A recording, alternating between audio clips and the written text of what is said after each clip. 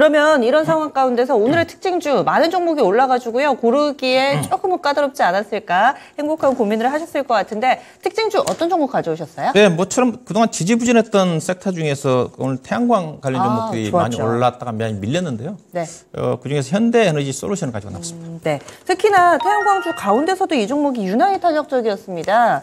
거래도 많이 실렸죠. 특징주 잡으신 이유 알려주세요. 네, 오늘 장중에 거의 장 초반에 거의 상한가 근처까지 갔습니다. 27.5% 상승을 했다가 17.2%로 끝났는데 이 종목을 제가 가지고 나온 이 자체는 결론적으로 이런 종목식은 따라 사서는 안 된다는 측면을 제가 말씀드리고 네. 가지고 나왔다고 봐야 될 것 같은데요. 이 종목이 이제 오늘 주가가 급등한 이유가 어제 아마 아랍에미레이트에서 유엔 산하에 있는 유엔 기후 변화 해박 당사국 총회 이른바 COP28이라고 그러거든요. 28차인데 회의가 있었습니다. 여기에서 이제 탈화석 연료 전환과 관련해 가지고 좀 합의가 좀 이루어졌다. 그 내용 때문에 전일 미국 시장에서도 태양광 관련 종목인 엠페이지 에너지라든가 그다음에 퍼스트 솔라라든가 종목들이 좀 한 4에서 한 6, 7% 정도 올랐습니다. 그 영향 때문에 이제 국내 시장에서도 그동안 워낙 쉬었기 때문에 관련 종목들이 장 초반부터 매기가 좀 쏠리다가 좀 밀렸다고 좀 봐야 될 것 같은데요. 결국은 이제 신재생에너지 확대 정책이지 않습니까? 네. 탈석탄 부분 자체를 단계적으로 좀 축소를 좀 하면서 특히 2023년도까지는 2030년도까지는 화석 연료 자체를 쓰지 말자 쪽이니까 결국 화력 발전을 비롯한 그렇던 지구 온난화의 주범인 그렇던 부분에 대해서 줄이자는 쪽이니까 그래서 2050년도에 지금 글로벌 주요 국가들이 탄소 제로를 목표로 탄소 중립이죠. 목표로 지금 추진하고 있지 않습니까? 넷제로. 그렇죠. 근데 그 내용 자체는 이미 나왔던 내용이지 않습니까? 그렇죠. 2050년도까지 우리나라도 그에 따라서 2050년도에 탄소 중립을 목표로 해가지고 신재생에너지 확대 정책을 문재인 정부부터 더 강하게 드라이브를 걸고 왔는데 문제는 태양광 관련 정부들이 힘을 못 쓴 것 자체가 현 윤석열 정부에서는 상대적으로 태양광을 비롯해가지고 풍력 쪽에 대한 정책 자체가 지금 후퇴하고 있는 쪽이거든요. 네. 그런 어떤 부분 때문에 모멘텀이 좀 안 좋은 상태에서 지지분한 부분 자체가 이제 오늘 재료가 좀 노출되면서 주가 상승했다고 좀 봐야 될 것 같은데요. 일단은 이에 따라 가지고 당사국들은 2030년도까지 신재생에너지 부분 자체를 거의 생산량 자체를 3배로 정도 늘려야 됩니다. 늘리는 정책 자체가 계속적으로 아마 추진이 좀 될 것 같고요. 될 것 같은데, 근데 이제 태양광 시장 자체가 지금 워낙 안 좋습니다.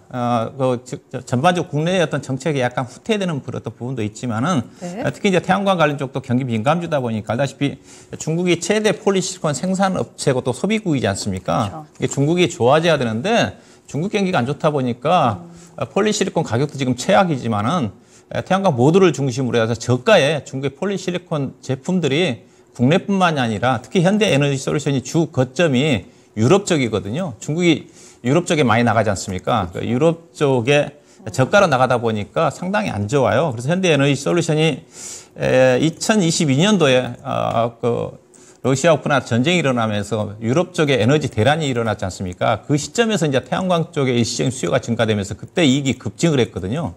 그 이후로 지금 올해부터 실적이 급격히 좀 둔화되고 있는 쪽인데 여전히 유럽 쪽에 지금 태양광 수요 모두 안 좋습니다. 그러다 보니까 모듈 가격도 안 좋고 앞서 얘기했다시피 중국 쪽도 안 좋다 보니까 여전히 부진하다고 좀 봐야 될 것 같고 그다음에 그 부분 자체가 국내로 영향을 미치면서 대표적인 오늘 이 종목이 움직였으면 하나솔루션도 함께 가야 되지 않습니까? 그렇죠? 하나솔루션도 못 간 이유가 하나솔루션의 그 폴리시콘 모듈 회사인 하나큐셀이 최근에 기사를 보게 되면 음성 공장 가동을 중단했다고 그랬거든요. 업황이 안 좋아가지고.